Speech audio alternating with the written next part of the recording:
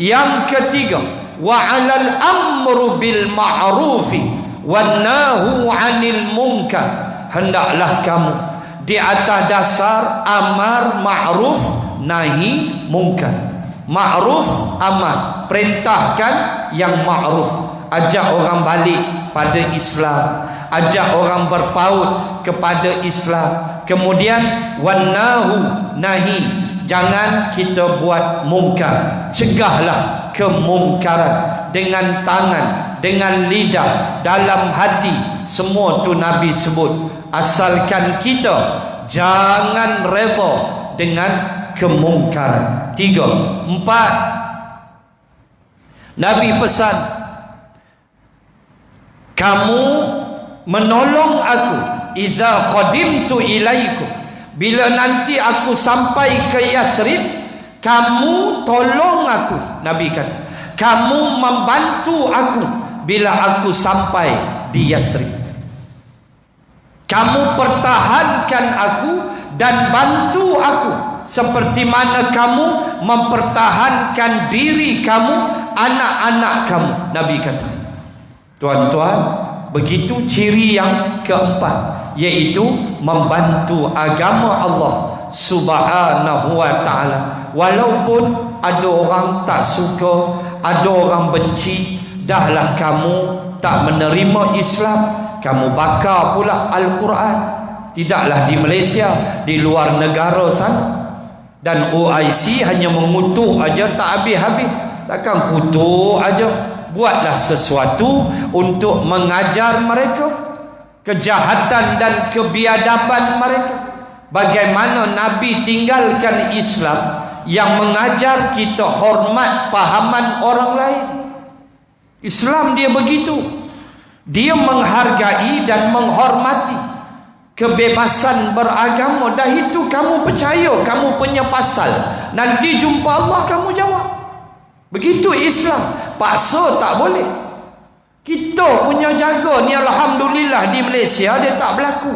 Di luar negara bakar Quran apa benda ni, kita tengok sakit hati, cedera hati kita, sedih bila tengok benda macam OIC hanya mengutuk, tak habis dengan kutukan, mengharapkan satu tindakan yang drastik untuk menyelesaikan fenomena kegemaran musyrikin membakar Al-Quran.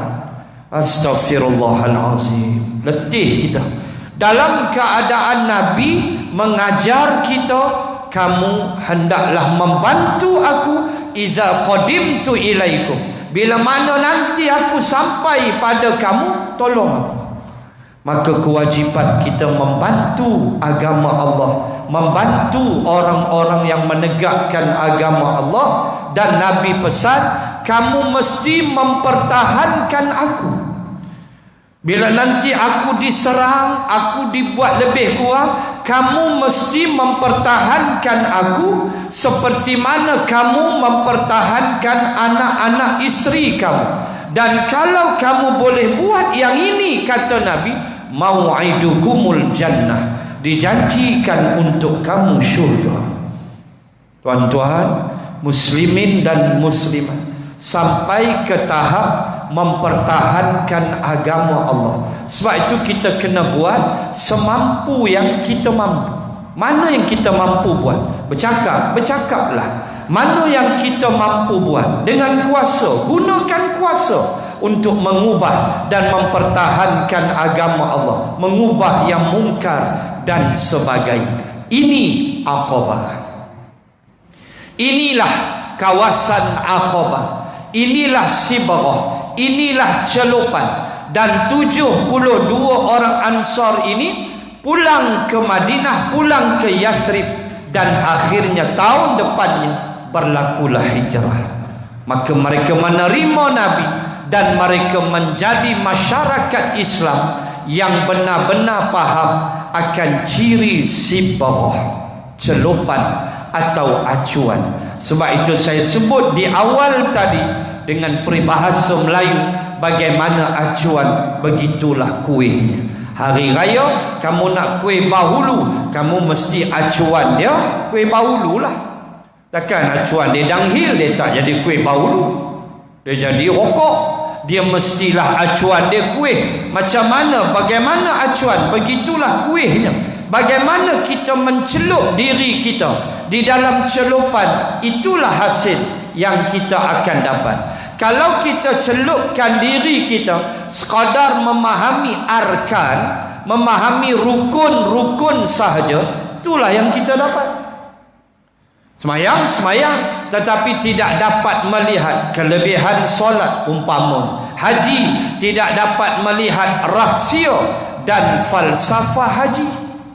Itu bahaya. Sebab itu mesti mencelupkan diri ke dalam acuan Islam dengan celupan yang tiada cacatnya. Sibghatullah wa man ahsanu minallahi sibghah.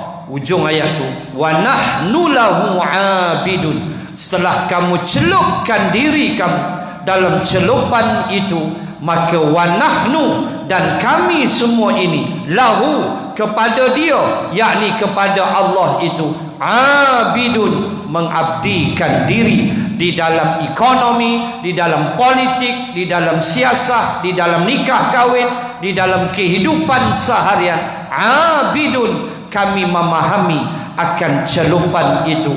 Ya wahai Tuhan, Zat yang Maha Zat.